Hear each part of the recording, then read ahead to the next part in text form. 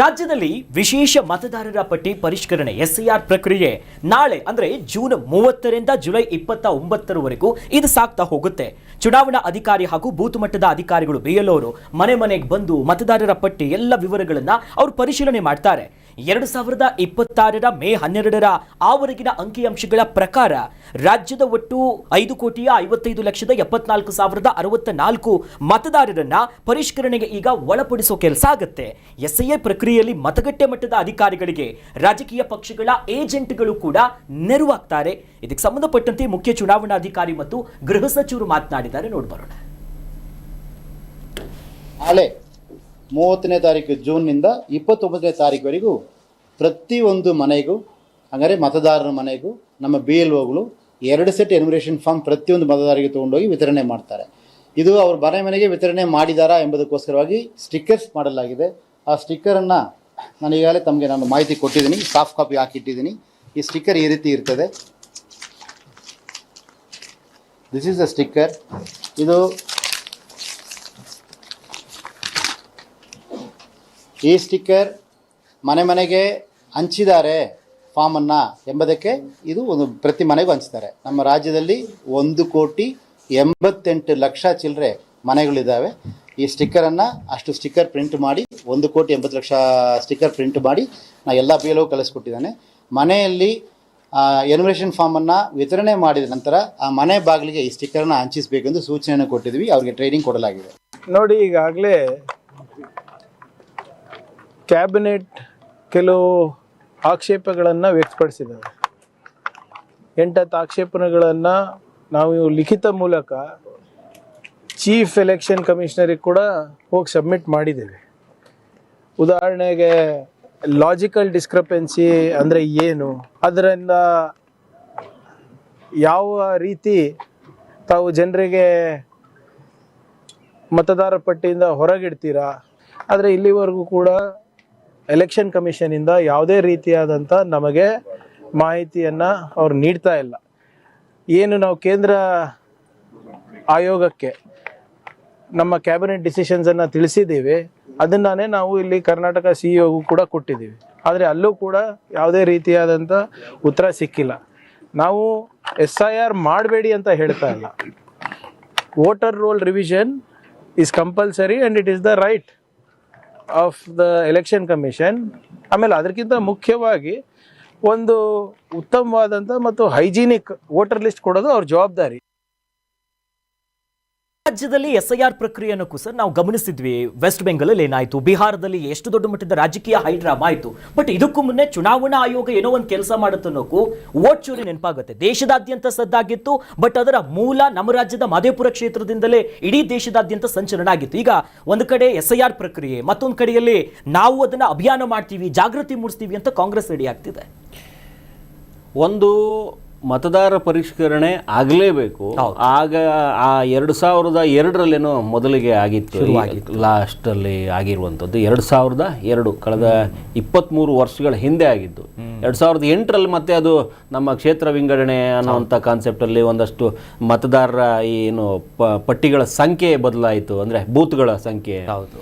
ಇಲ್ಲೆಲ್ಲ ಒಂದಷ್ಟು ಬದಲಾವಣೆಗಳಿರೋದ್ರಿಂದ ಈ ಆಯ್ಕೆಗಳಲ್ಲಿ ಸ್ವಲ್ಪ ಗೊಂದಲ ಆಗುತ್ತೆ ಅನ್ನುವಂಥ ನಿಟ್ಟಲ್ಲಿ ಒಂದು ಪರಿಷ್ಕರಣೆಯಲ್ಲಿ ಏನು ಆ ನ್ಯೂಮರೇಷನ್ ಏನೋ ಇದೆಯಲ್ಲ, ಅದು ಎಮ್ಯುನರೇಷನ್, ಆ ಫಾರ್ಮ್ ಫಿಲಪ್ ಮಾಡುವಂಥ ಕಾನ್ಸೆಪ್ಟನ್ನು ತರಬೇತಿ ಕೊಟ್ಕೊಂಡು ಬರ್ತಾ ಇದ್ದಾರೆ. ಬಟ್ ಅಲ್ಲೆಲ್ಲೋ ಒಂದು ಕಡೆ ಎಡುತ್ತೆ ಅನ್ನುವಂಥದ್ದು.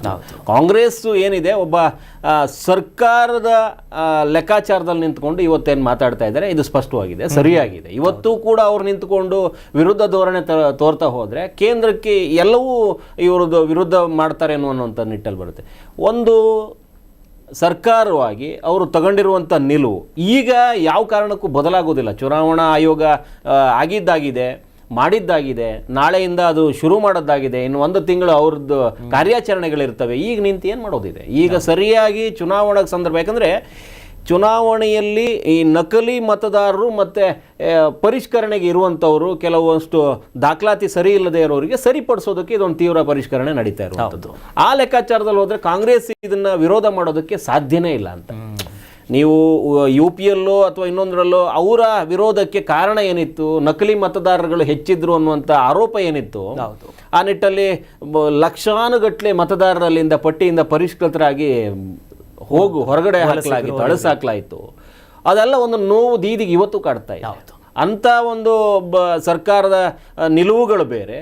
ರಾಜ್ಯದಲ್ಲಿ ಇನ್ನು 2 ವರ್ಷ ಇದೆ ಚುನಾವಣೆಗೆ. ಈ ಸಂದರ್ಭದಲ್ಲಿ ಆಗು ಹೋಗುಗಳನ್ನು ನೋಡಬೇಕಾಗಿರೋದು, ಮತ್ತು ಈಗಾಗಲೇ ಇನ್ನೊಂದು ಗೊಂದಲ ಎಳ್ಕೊಳ್ಳೋದಕ್ಕೆ ಸರ್ಕಾರಕ್ಕೆ ತಯಾರಿಲ್ಲ. ಸರ್ಕಾರ ಈಗ ಮಾಡಬೇಕಾಗಿರೋ ಕರ್ತವ್ಯ ತುಂಬ ಇರೋದ್ರಿಂದ ಈ ಏನು ಎಮ್ಯುನರೇಷನ್ ಫಾರ್ಮ್ ಸಂಬಂಧಪಟ್ಟಂಗೆ ಅಧಿಕಾರಿಗಳನ್ನು ಸರಿದಾರಿಯಲ್ಲಿ ನಾವು ಹೆಂಗೆ ದಾರಿ ತೋರಿಸ್ಬೇಕು, ಅದರಲ್ಲೂ ಕೆಲವೊಂದಷ್ಟು ಬದಲಾವಣೆಗಳು ಆಗೋ ಸಾಧ್ಯತೆ ಇರುತ್ತೆ. ಯಾಕಂದರೆ ಯಾರಿಗೂ ಗೊತ್ತಿಲ್ಲ ಆ ಅರ್ಜಿನ ಫಿಲ್ ಹೆಂಗೆ ಮಾಡಬೇಕು, ಏನೇನು ಕೊಡಬೇಕು.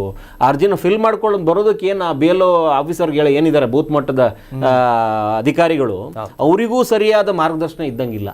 ಈಗಾಗಲೇ ಮಾರ್ಗದರ್ಶನ ಇದೆ ಅಂತ ಹೇಳ್ತಾರೆ, ಎಲ್ಲೋ ಒಂದು ಕಡೆ ತಿಳ್ಕೊಳ್ಳೋದ್ರಲ್ಲಿ ತಪ್ಪಾಯಿತು ಅಂತಂದ್ರೂ ಪೂರ್ತಿ ಎಲ್ಲ ಪರಿಷ್ಕರಣೆ ಮತ್ತೆ AC ವರೆಗೆ ಹೋಗಿ ಕೂತ್ಕೊಳ್ಳುತ್ತೆ. ತಹಸೀಲ್ದಾರ್ ಕಡೆಯಿಂದನೋ ಇನ್ನೊಂದು ಕಡೆಯಿಂದನೋ ಮತ್ತೆ ನೋಟಿಸ್ ಬಂದಾಗ ಅಲ್ಲೂ ಬದಲಾವಣೆ ಮಾಡ್ಕೊಳ್ಳೋದಕ್ಕೆ ಅವಕಾಶ ಇದೆ ಅಂತೆ.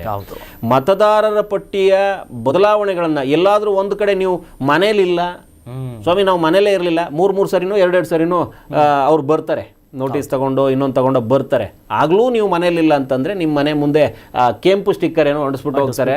ಸೊ ಅಲ್ಲಿಗೆ ನಿಮ್ಮ ಕತೆ ಮುಗೀತು ಅನ್ನುವಂಥ ನಿಟ್ಟಲ್ಲಿ ಹೋಗ್ತಾರೆ. ಆವಾಗ ನೀವು ತಹಸೀಲ್ದಾರ್ ಕಚೇರಿಗೂ ಅಲ್ಲಿಲ್ಲೂ ಅಲಿಬೇಕಾದ ಪರಿಸ್ಥಿತಿಯಲ್ಲಿ ಬರ್ತಾರೆ. ಆದರೆ ಈ ಅಧಿಕಾರಿಗಳಿಗೆ ನೀವು ಈ ಅರ್ಜಿಯನ್ನ ನೀವು ಈಗಾಗಲೇ 2002ರ ಮತದಾರರ ಪಟ್ಟಿಯನ್ನ ಮತ್ತೆ ಈಗಿನ ಮತದಾರರ ಪಟ್ಟಿಯನ್ನ ಎರಡನ್ನೂ ಅಲ್ಲಿ ಚುನಾವಣಾ ಆಯೋಗದ ಅಧಿಕೃತ ವೆಬ್ಸೈಟಲ್ಲಿ ಹಾಕಲಾಗಿರುತ್ತೆ.